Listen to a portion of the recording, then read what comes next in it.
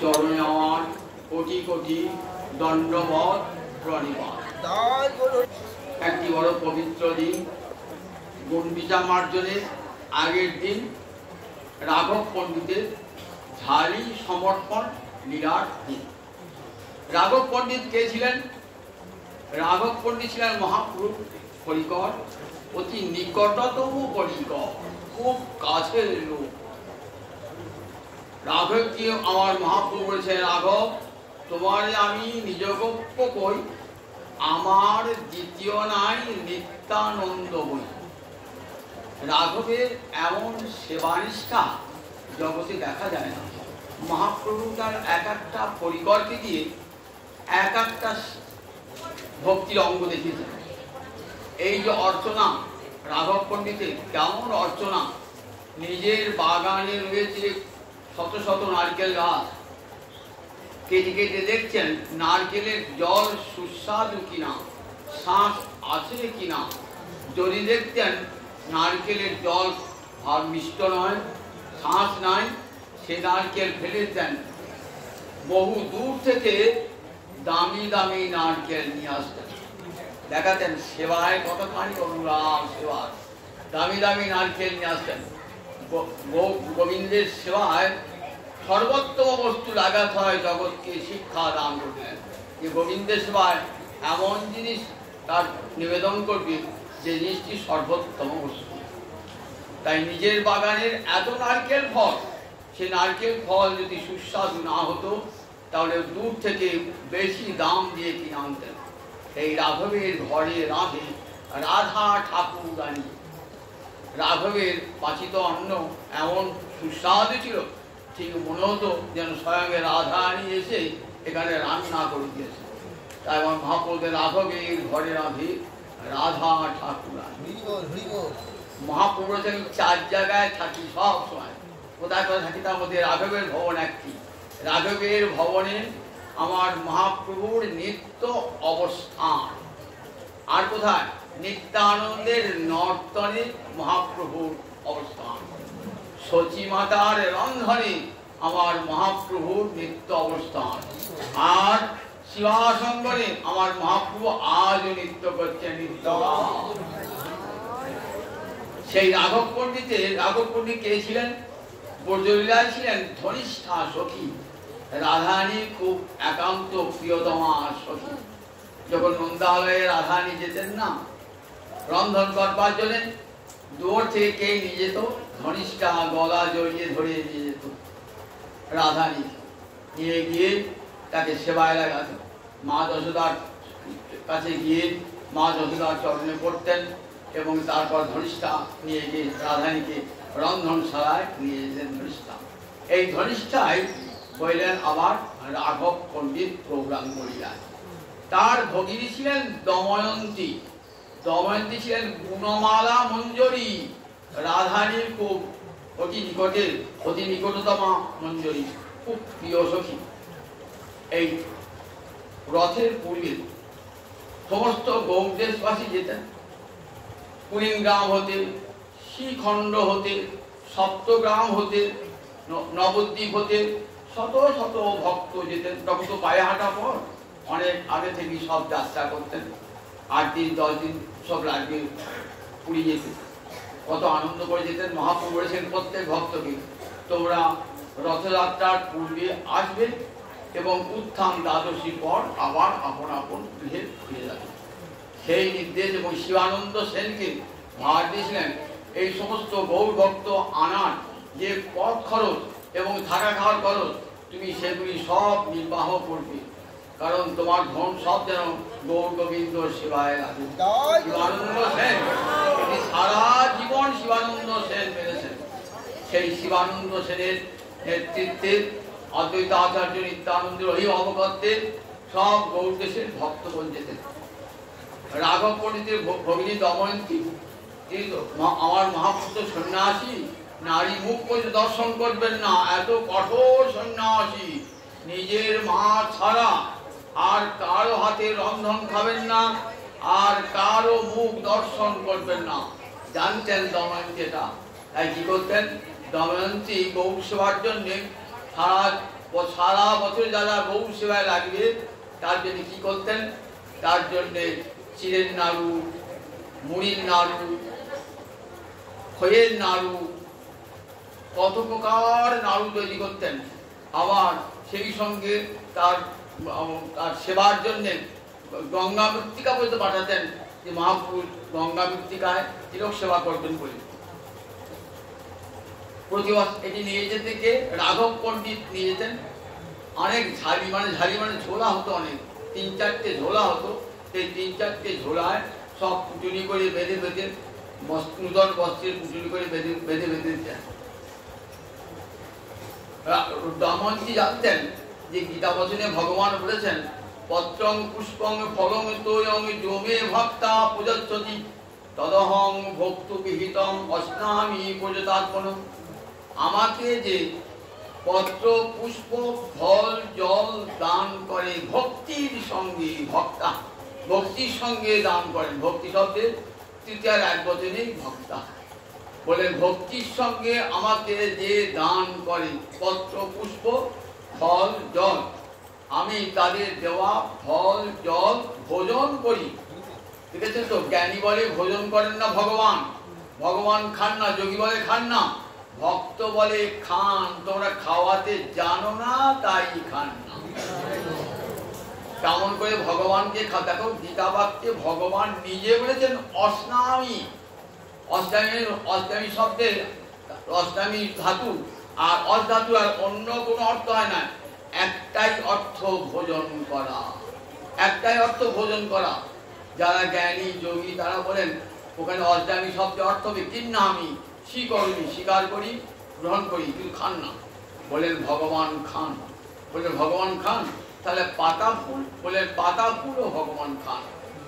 পাতা ফুল যে ভগবান খান তার প্রমাণ দেখুন। কি খেয়েছেন? দ্রৌপদীর থালিতে হাঁড়িতে শাকের পাতা লেগেছিল, ভগবান সেই শাকের পাতা।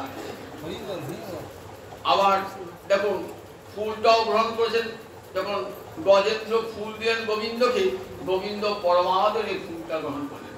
পত্র পুষ্প ফল জল যেই আমাকে দেয়, সবরই আমাকে ফল খাইছিল ত্রেতা যুগে, আবার সেই সবরই এলো ফল বিক্রয়ী রূপে।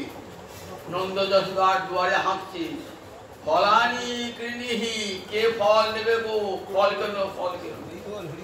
ছোট্ট গোপাল ছোট ছোট পায়ে আসছেন, লুকিয়ে লুকিয়ে আসছেন, এসে বলছে আমাকে ফল দাও। বলছে আমি তো পয়সা না দিলে ফল দেবো না। তাহলে কি পয়সা দেবো? ধান আছে, ধান কুচি নিয়ে এসো। গোপাল কচি কচি হাতে দুটো করে ধান আনছে, ধান তো সব পড়ে গেছে, ফাঁক দিয়ে বেরিয়ে গেছে, একটি দুটি ধান লেগে আছে। সেই ধান এনে দেখুন দিলেন না, জড়িয়ে ধরেছেন সেই ফল বিক্রয়ী। বলছেন একবার তুই আমাকে মা বলে ডাক, একবার আমার কোলে আয়, আর চাই না। সব ফল দিলেন, সব ফল দিলেন।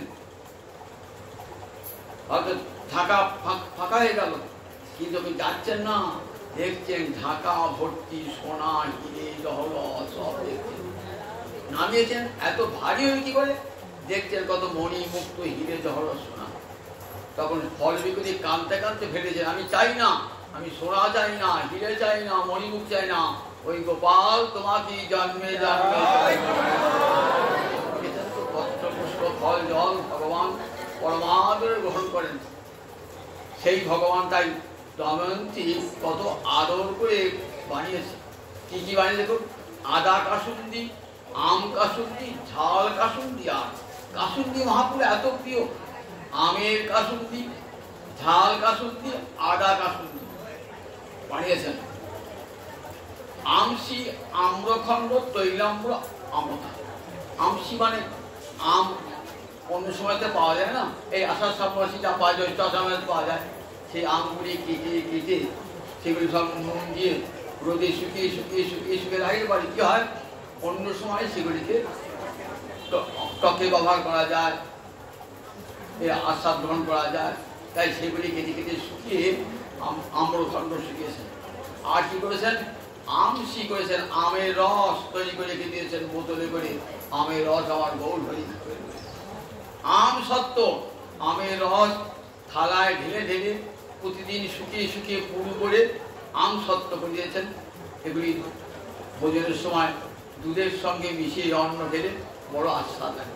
ঠিক আছে, কতখানি কতখানি অনুরাগের সঙ্গে কতখানি ভালোবাসা থাকলে, কতখানি প্রীতি থাকলে কি হয়। দময়ন্তী কত আদর করে করেছেন এগুলি আমার গৌর সেবায় লাগবে বলে। আমসি আম্রখণ্ড তৈলাম্র, আবার আম তেল করে রেখেছেন, তেলের মধ্যে আম ফেলে ফেলে তৈলাম্র হয়েছে এবং সেটি মুড়ি দিয়ে খেতে খুব ভালো লাগে। আম তেল খেতে ভালো লাগে, এই আম তেল পাঠিয়েছেন। আমসি আম্রখণ্ড তৈলাম্র আমটা কত আদর করে করেছেন। তার সঙ্গে কি দিয়েছেন, হুন্ডি করে দিয়েছেন পুরানো শুকুতা।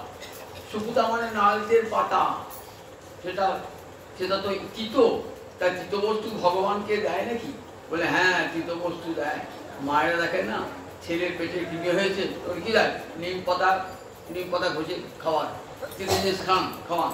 তাই সমুদ্রের ধারে থাকেন আমার প্রভু, সেখানে আমাশয় হতে পারে, পিত্তদোষ হতে পারে। তাই কি করতেন, পুরানো শুকুতা দিয়ে হুন্ডি করে দিয়েছেন। পুরানো শুকুতা নারকেলের পাতা, সেগুলি শুকনো করে গুঁড়ো করে সেগুলো আবার বস্ত্রের মধ্যে পুটুলি করে ভরে পাঠিয়ে দিয়েছেন। আর কি করেছেন বললেন, দেখো বলছে পুরাণ শুকুতা বলে অবজ্ঞা করো না, শুকুতা বলিয়া অবজ্ঞা নাহি করো চিতে। শুকুতাতে যে তৃপ্তি তা নহে পঞ্চামৃতি। এই শুকুতা খেতে এত ভালোবাসতেন না, এই শুকুতা খেতে এত ভালোবাসতেন মহাপ্রভু যে বলছেন পঞ্চামৃত এত তৃপ্তি হয় না। জগন্নাথের একটা কাহিনী আছে, লান্ডি মাতা বলে, জগন্নাথের লান্ডি মাতা এক বৃদ্ধা মহিলা প্রতিদিন কি করতেন, জগন্নাথের বহু ভোগ দেয় তো, জগন্নাথের যদি শরীরের ক্ষতি হয় তার জন্য মা সন্তান বসরা তো জগন্নাথকে সন্তান রূপে দেখতেন। নিম পাতা বাটা প্রতিদিন নিয়ে আসতেন, নিম পাতা বাটা নিয়ে আসতেন। একদিন ধরা পড়ে গেছেন, ধরা পড়ে বলে এই কি এনেছিস, বলছে আমি নিম পাতায় চাপা ছেড়ে চলবে, বাটিটা নিয়ে ছুঁড়ে ফেলে দিয়েছি। কানতে কানতে বৃদ্ধা জনে চলে গেলেন। রাত্রে স্বপ্নাদেশ হচ্ছে প্রধান পূজারীকে, যে আমার মাকে দূর করে দিয়েছিস, আমি তো নিম পাতা খেতে ভালোবাসি, আর আমার সেই মাকে তাড়িয়ে দিয়েছিস নিম পাতা। এখন আমার মায়ের কাছে নিম পাতা নিয়ে আন। চলে গেলেন সেই পান্ডা, বলে অপরাধ হয়েছে মা, ক্ষমা করো। সঙ্গে জগন্নাথ স্বপ্নে বলেছিলাম নিম পাতা খেতে ভালোবাসি, তুমি প্রতিদিন নিম পাতা খাইব। তাই আজও ভোজনের পর, জগন্নাথের ভোগের পর নিম পাতা দেওয়া হয়। তাই এই পুরোনো শুকুতাতে আমার মহাপ্রভুর পরম তৃপ্তি। পঞ্চামৃত এত তৃপ্তি হয় না, যে তৃপ্তি হয় নিম পাতা, ওই পুরোনো শুকুতা পাতা। আর কি করেছেন বলেন, দেখো কুল শুকিয়ে শুকিয়ে সেই কুল গুড়ের রস দিয়ে সেই শুকিয়ে কুলের আচার, আবার কুলের আটিটা বার করে সেটাকে শুকিয়ে শুকিয়ে চূর্ণ করে সেটা রসে মাখিয়ে সেটা করেছেন, নান করেছেন গৌরী লাগবে। সুতিখণ্ড, পিপুল সুতি, সেই সুতিখণ্ড সেটাকে গুঁড়ো করে নাড়ু তৈরি করেছেন, চিনি পাক দিয়ে নাড়ু করেছেন।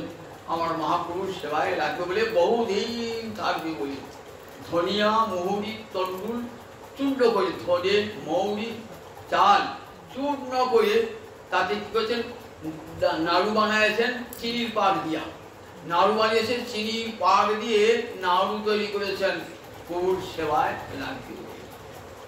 আবার শালি ধানের চিড়ে করেছেন, সেই চিড়ে কিছু ভেজেছেন, ভাজা চিড়ে পাঠিয়েছেন।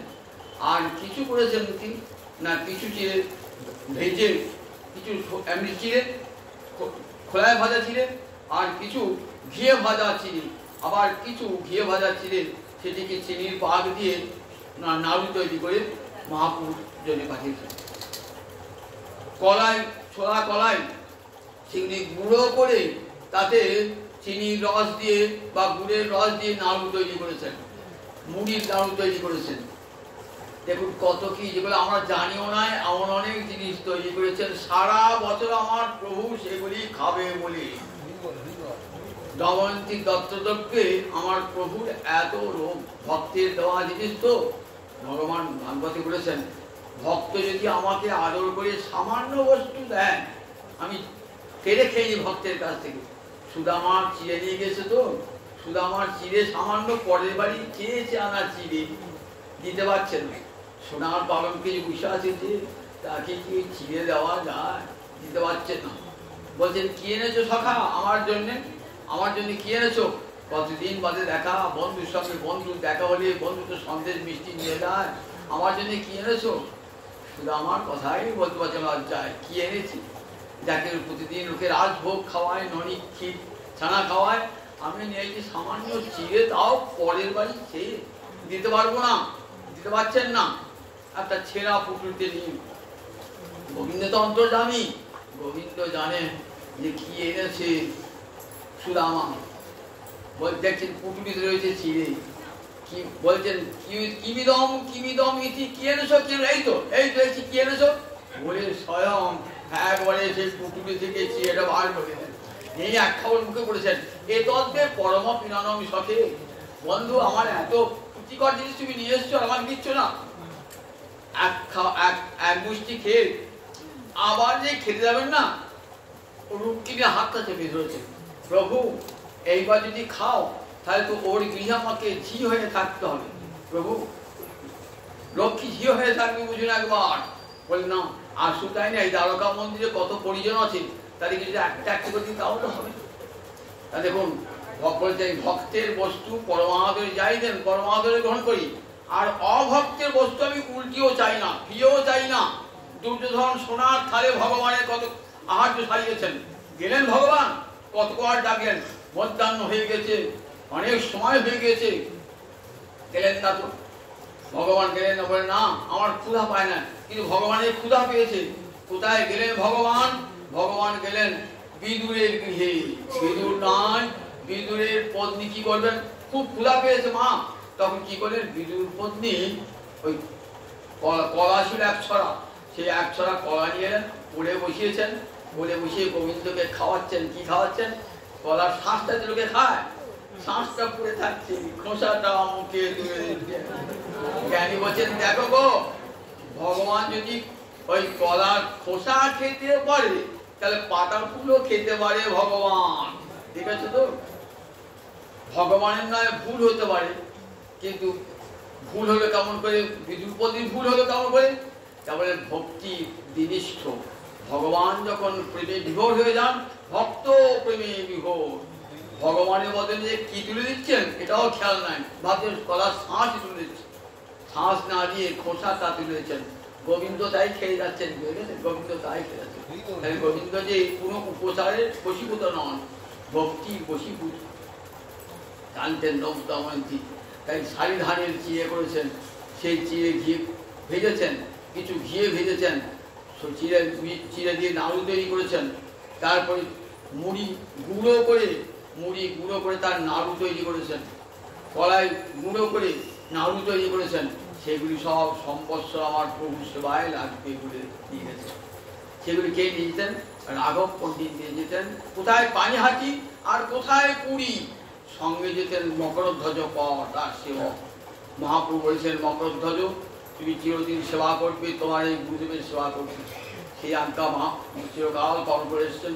মকরধ্বজ কর সেগুলি সঙ্গে নিয়ে যেতেন, সঙ্গে করে। আর রাঘব চলতেন নয়ন জলে ভেসি, দময়ন্তী দত্ত দ্রব্যে ঝুলি সাজাইয়া, রাঘব লীলা চলে যায় কাঁদিয়া কাঁদিয়া, দময়ন্তী দত্ত দ্রব্যে ঝুলি সাজাইয়া, রাঘব লীলা চলে যায় কাঁদিয়া কাঁদিয়া, নয়নে জলে মুখ ভেসে যায়, রাঘব চলে নীলা জলে, গৌর হরি হরি বলে, ভাসে নয়নে জলে, বলে গৌর সেবায় গোহে ওহে ঝালি, যেন গৌর সেবায় গোহে, কত আদর করে করে বানাইছে, নারকেল নাড়ু বানাইছে। দময়ন্তী কত আদর করি আমার গৌরী সেবায় লাগিবে বলে, কত আদর করে নারকেল নাড়ু বানাইছে, ক্ষীরের নাড়ু বানাইছে। আমার গৌরী সেবায় লাগিবে বলে ক্ষীরের নাড়ু বানাইছে, চিড়ের নাড়ু বানাইছে। আমার গৌরী সেবায় লাগিবে বলে চিড়ের নাড়ু বানাইছে, নারকেল নাড়ু বানাইছে। কত আদর করে কত অনুরাগ ভরে বানিয়েছেন। সেগুলি দিয়ে রাঘব নাঞ্চল নয়ন জলে ভাসতে আসছে। দময়ন্তী কত আদর করে দিয়েছে প্রভু, তুমি জানো সেগুলি গ্রহণ করে প্রভু নীলাচলে পৌঁছে গোবিন্দ আর কাশীশ্বরকে ডাকতেন, ওগো গোবিন্দ ধরো ধরো গোবিন্দ ধরো ধরো আমার প্রভুর সেবায় লাগায়। দময়ন্তীর দত্ত দ্রব্য যেন প্রভুর সেবায় লাগায়, সময় বুঝে দিও তোমরা সেবার সৌভাগ্য পেয়েছ গো। তোমাদের ভাগ্যে সীমা নাই গো, সদাই গৌর সেবায়। তোমাদের ভাগ্যে সীমা নাই গো। কাশী বিশ্বের ঘরের কাছে গম্ভীরাকে রাঘব বক্ষ ভাসি নয়ন জলে, একবার দেখা দাও গৌর হরি, এসেছি আমি গৌর হতে, তোমার জানে বদন দেখবো বলি। কতদিন দেখি নাই ও জানে বদন, একবার গোড়া চাঁদ দাও দর্শন। কতদিন দেখি নাই তোমার ও জানে বদন, দেখা দাও আমার ওহে গোড়া চাঁদ, একবার দর্শন দাও গো। রাঘব নীলাচলে গিয়ে ওই কাশী বিশ্বের বাড়িতে গম্ভীরায় নয়ন জলে বুক ভাসে কাঁদছে, বুক ভাসি একবার দেখা দাও। এসেছি কোথায় গৌর দেশ হতে এসেছি, কতদিন তোমায় দেখি নাই, দেখবো বলে এসেছি, একবার দেখা দাও দেখা দাও বলে কাঁদছেন। তো গোবিন্দকে বলতে লও লও ধরো গোবিন্দ যেন গৌর সেবায় লাগায়। তোমাদের ভাগ্যের সীমা নাই গো, তোমরা নিত্য গৌর সেবা করো, তোমাদের ভাগ্যের সীমা নাই গো। আমার ভাগ্যে হলো না গো, আমি গৌর সেবা পেলাম না গো, আমাদের ভাগ্য হলো না গো।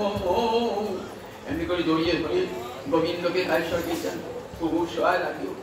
গোবিন্দ কি করতেন, পুরোনো আগের বছর দেওয়া সব ঝাড়ি আজার করে সব ঝাড়িতেন মহাপ্রভু। সময় বুঝে বুঝে মহাপ্রভু খাওয়াতেন, সেগুলি সময় বুঝে বুঝে কখন এই দেখো দময়ন্তী দিয়েছেন, অদ্বৈতপতি সীতাদি বেটি দিয়েছেন, এমনি করে সব একটা একটা করে খাওয়াতেন। মহাপ্রভু আস্বাদ গ্রহণ করতেন সারা বছর মহাপ্রভু।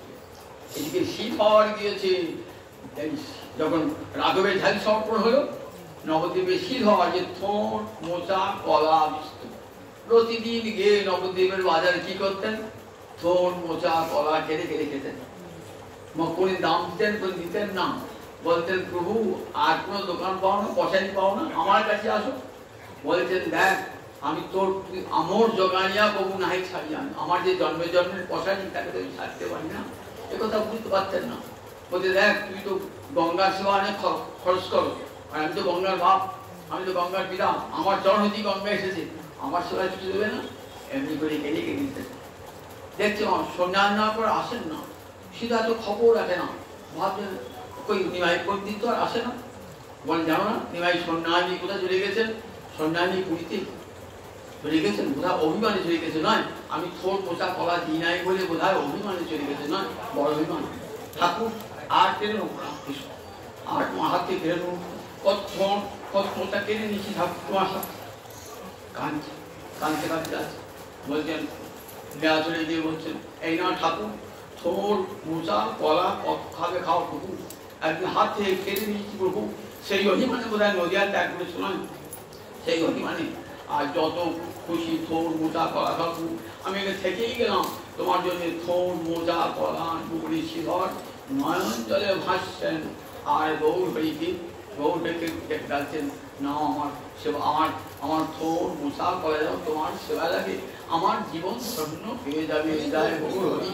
এইবারে শ্রীধর যে রাঘবে ধারি সম্পর্ক, তারপরে শ্রীধরের থোর মোচা কলা সমর্পণ হলো। এমনি করে ধারি সমর্পণ নিলাম। আজকে দিনে গুন্ডিচা মার্জনে আগের দিন ধারি সমর্পণ নিতে হয়। কাল হবে গুন্ডিচা মার্জন, আজ হবে ধারি সমর্পণ, কাল গুন্ডিচা মার্জন। তার সব নূতন ঝাঁটা নিয়েছে, গৌর মন্দির ঝাঁট দেবেন, যারা বড় সোনাতে কানবেন ঝাঁট দেবেন, মন্দির ঝাঁট দেবেন। আর কি গান গাইবেন?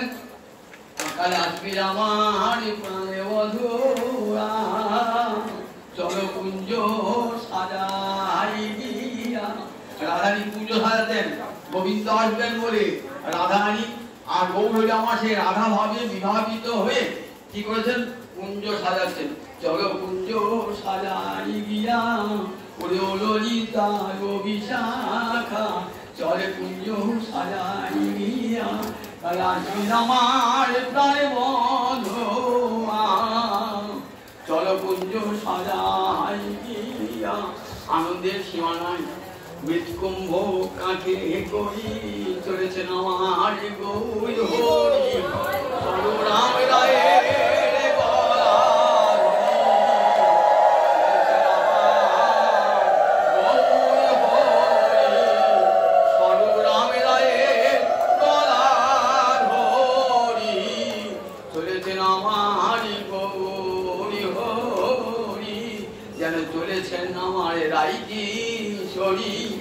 ললিতা বিশাখার কণ্ঠ ধরি, যেন চলেছেন আমার রাই কিশোরী। কুঞ্জ সাজাবেন বলে রাখছেন, এমনি করে কালকে মনের ভাবটি নিয়ে গুন্ডিচা মার্জন করবেন। করে যাওয়ার দিকে আমার প্রাণনাথ গোবিন্দ আসবেন বলে তারপর চিন্তা রথ। আর তো বেশি কথা আমাদের 8 ঘন্টা করতে বলতে 8 ঘন্টা বেশি হয়ে গেছে। আমরা ক্ষমা চাইছি, এইখানে হয়ে করা শেষ। আবার রবিবার দিন জানি তাই